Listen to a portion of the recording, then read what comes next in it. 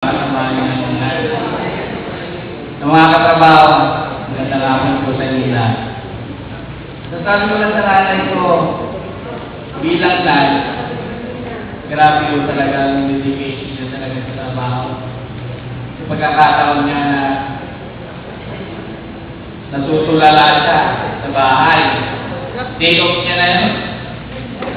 Ang iniisip pa rin niya, hindi trabaho sa mental. Meron ang pagkakataon, bagyo na, lumilipad na yung bubong namin. Hindi siya makapasok, iniisip niya, baka nakaasag daw siya ng pasyente. Meron siya kaya sa trabaho niya.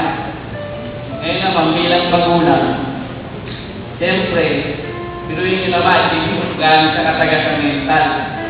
At yung kasama lang natin, mas matagal pa siya sa mental, ilang taon na ako, 37, siya 41 years na sa mental. Paano ba siya talaga yung trabaho niya?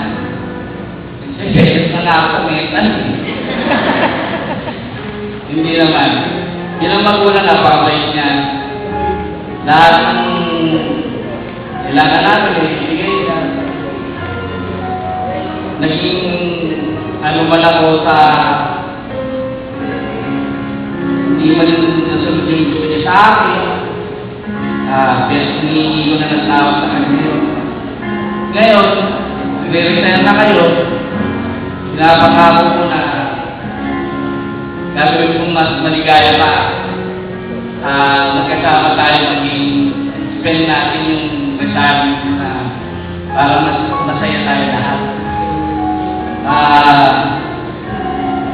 Wala na. Yun na lang. God